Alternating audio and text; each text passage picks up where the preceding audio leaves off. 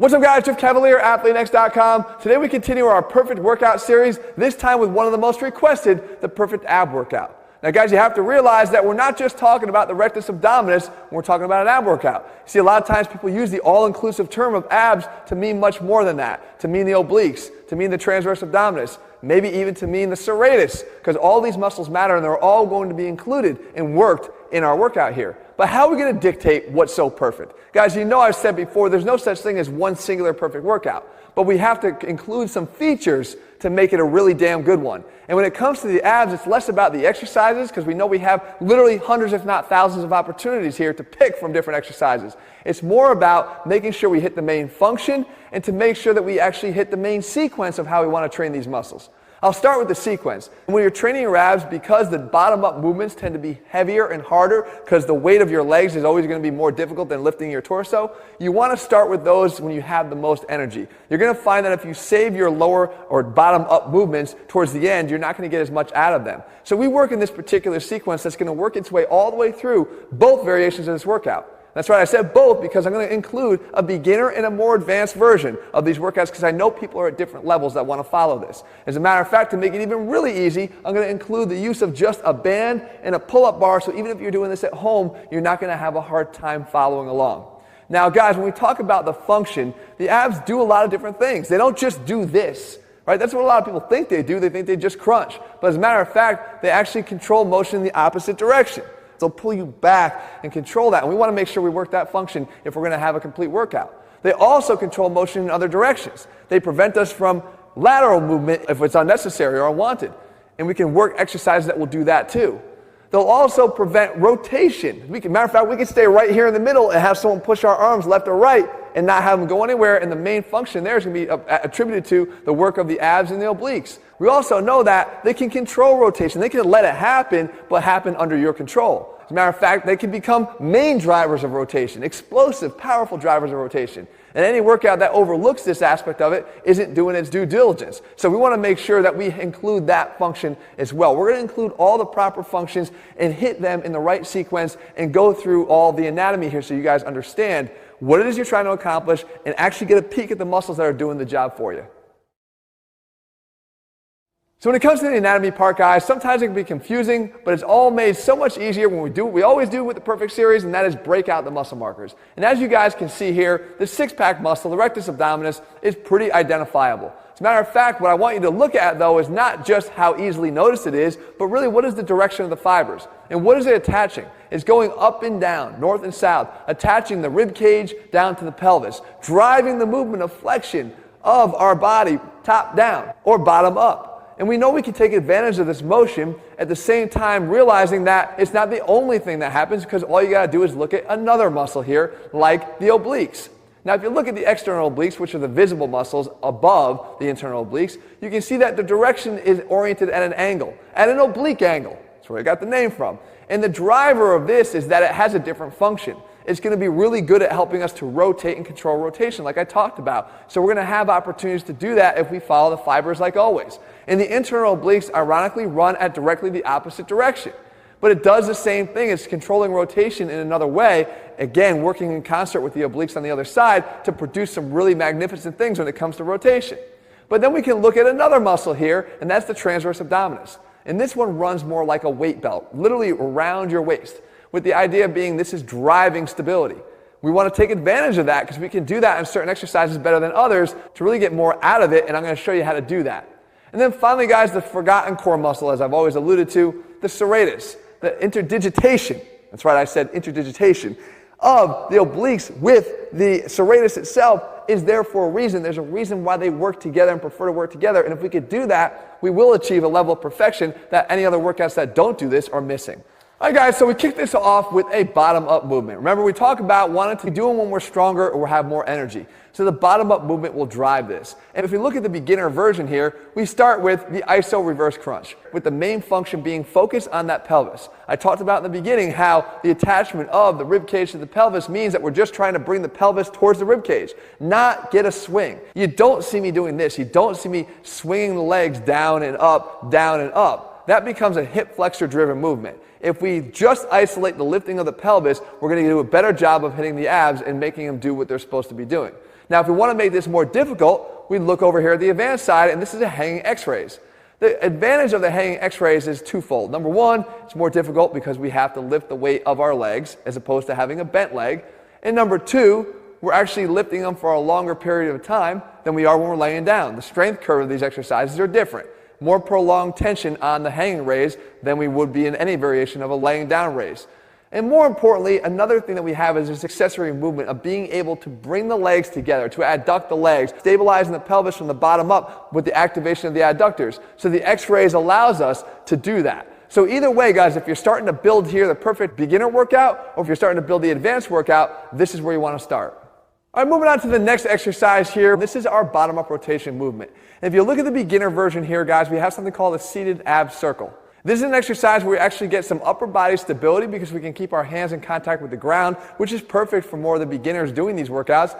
We're going to just make clockwise circles and counterclockwise circles. If you want to make it more difficult here, we just step it up a little bit. We do these hanging leg spirals. Again, this is like a hanging leg raise, which we know are more difficult with the extended length of the legs, but we're just going to add a little bit of a hip twist at the end to get that rotation. In either case, guys, what I want you to notice here is the rotational stability function. We mentioned it in the beginning. We're not trying to prevent rotation here. As a matter of fact, we're not trying to do anything explosive here with rotation, but we are trying to control the amount of rotation we have. And once again, as we glimpse back, we can start to see this ab workout take shape, whether it be in the beginner form or in the more advanced form, but we're well on our way to hitting both the functions and the sequence that we're after to make this thing work its best. Sticking with the rotational theme now, we're moving up to the obliques. And again, this is where I like to situate these muscles when it comes to the entirety of the workout. If you train the obliques too late, once again, I feel that you wind up feeling too fatigued to actually do them well. So what we want to do here is at the beginner level, perform this recliner elbow to knee tuck. The main thing to focus on here is the function. We're driving rotation here, and we're driving it in the direction of the fibers of the obliques. Remembering that both the internal oblique and the external oblique are going to work together to drive rotation in one direction, and the opposite pair are going to drive rotation back in the other direction. As we move on to the more difficult version here for the advanced, now we're looking at something called the tornado chop. And this is where we're going to first utilize the band with the hanging pull-up bar. Because what we want to do here is add some resistance, driving the band down into the side. Again, creating rotation. The idea being no matter what you do for your obliques, guys, you better be twisting or moving in some direction, left or right, if you really want to be hitting them the hardest. This is a great opportunity, and as we build out these workouts, yet again, here's the beginner, here's the advanced, you can start to see this is really starting to take shape. All right, now we start to move on and start to transition away from all the bottom-up driven movements into some mid-range movement, because we're still involving the bottom up, but we're combining with some top-down motion. And you can see here at the beginner level, we're doing something called the opposite side elbow to knee. Now this is a variation of the plank. You guys know that I'm not a huge fan of a plank when it comes to using it as just an exercise that's more remedial. If we know that we can hold the plank for 2, 3, 4 minutes, then you're not doing a hard enough version of the plank. This is the first place that I would have a beginner step up to, because what we're doing here is challenging some rotational stability, of course, and that anti-extension component, that function of the abs to prevent our low back from caving in when we do lift 2 points of contact off the ground. And if we want to do this, the advanced guys, we're going to move the top down and the bottom up, but we're going to do it at the same time, and we're going to actually add a little bit of a twist to it with this scissor V up. Here we're just trying to keep the leg scissor going and the V up going at the same time. This is actually a little bit easier than it looks because the top down motion is going to help to shorten that lever arm of the legs in relation to the torso, but don't be fooled, this is not easy, but it is doable, especially at this point in the workout. And as you see, once again, we keep building out these workouts here. Again, no matter which one you're following, guys, this is a challenging workout, but it will be rewarding, I promise. And here is actually probably my favorite part of the workout. Some of my favorite exercise choices occur right here with top-down rotation because most of the time they are top-down driven with our feet in contact with the ground. The first exercise here, if you're more of a beginner, is actually going to work on that anti-rotation component and function of the abs, and that is this oak tree step out. Here you want to get the band out in front of your body, extended as long as you can. You're going to step out as far as you can without letting any movement of the arms go back in the opposite direction. If you're strong enough, if you can prevent rotation, your arms won't budge. If you start to see that they drift back towards the anchor point every single time, then you're not strong enough. You either need to lighten the resistance of the band or you need to step out a little bit less. Now, when we move more to the advanced side of it, though, this gives us a great opportunity to become more explosive. Here, we can actually do something called the sledgehammer swing, which is a very explosive, rotational, ground-based movement. Again, why I love these top-down rotational movements. And you can see here I'm driving a lot of rotation, even from, you can see the pivoting of the foot on the ground to help me to get as much power and force as I can. This easily could be a med ball throw against the wall where you can actually express full power because you're getting rid of the ball. As I said, we're not limited to just these exercises, guys. There's so many options, but if you understand the mindset of why we selected what we did here, then the opportunities to add different exercises in here will be infinite. And now that we fully transitioned to the top-down movements, we actually have an exercise in common, differentiating only between the beginner and the advanced version by the resistance of the band you're using. Now, before you think you have to run out and buy a different band, you don't. You just have to wrap it in a different way. If I wrap it through itself like this, we have the single band that we're going to pull down on, as you see me doing here in the beginner version. If I want to make this more difficult, all I have to do is wrap it over the bar and then grab one portion of it in each hand, and I've effectively doubled the resistance by shortening the length of that band. But either way, guys, there's two things I want you to focus on in these top-down movements. The first one is how we're doing it. You will not see me doing this. I'm not sitting back with my hip flexors. I'm not just allowing my pelvis to drop down towards my heels. As a matter of fact, if I do this right, my pelvis should never go towards my heels. We want to do what the anatomy dictates, and that is we want to pull the rib cage down and forward towards the pelvis. Just sitting back in there is actually just cheating your way through every single rep, and you're not going to get anything out of it. Now, the second thing you want to focus on is what's happening here with the transverse abdominis. Remember, I talked about that muscle in the beginning. This is a great opportunity and a place to work it. And that is, can we create some stability of the core, bracing, if you will, before we do that? As a matter of fact, you'll find less of a tendency to want to drop down into that hip flexor cheat if you do this bracing first. And to do that, you just want to try to flatten your stomach out. What would it feel like if you just walked yourself into an ocean full of ice cold water? You'd want to pull in and flatten because of how cold it is. You want to do the same thing here. You flatten, you tighten, you use that internal weight belt to create the stability. Once it's there, then you pull down and forward towards that pelvis. We are constructing these perfect workouts side to side so you can jump back and forth if need be or follow on one track. Either way, guys, you're on the right track. And finally, guys, where most ab workouts will be over at this point, ours is not quite there yet. We've got one more exercise, and that is we want to work the serratus. I talked about its involvement and integration with the obliques and why we want to do it. As a matter of fact, it was part of our Holy Trinity when we talked about this in a previous video. The fact is, guys, we can do this pretty easily. If you're a beginner, I want you to do this exercise here called the plank push-away. And what we do is we get ourselves once again in that plank position, but not to do planks, to do something more, and that is we're going to drive our forearms down into the ground, get the shoulder blades to be separated. Start with them pinched together and separate them as far as you can by protracting them, by pushing through the forearms into the floor.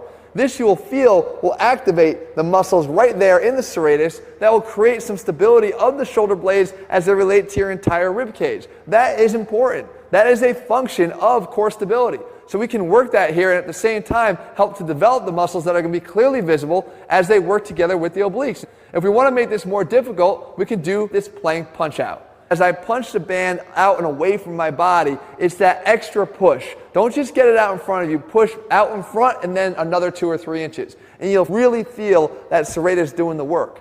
And there you have it, guys, the perfect ab workout in the books, regardless of whether you're following the beginner version you see here or the advanced version I'm going to show here in a couple seconds. The fact of the matter is, guys, you have to understand this. There is no such thing as perfect. We know we could have a lot of other ab exercises that could comprise this workout, but when you understand why you're doing what you're doing and how to do what you're doing, you can come pretty damn close to perfect, and this is my best attempt. If you're looking for programs, guys, where we do the same thing, we try to put the science into the selection of what we do because we know how much it matters. All of our programs are based on that same principle. They're all available over at athletenext.com. If you're looking for more of the perfect workouts, guys, they're all available for you here on this channel. You just got to make sure you subscribe and turn your notifications so you never miss one. At the same time, guys, anything you want me to cover, I'll do my best to do that for you. You just got to leave it down in the comments below, and I'll try to do that, guys, in the days and weeks ahead. All right, I'll see you soon.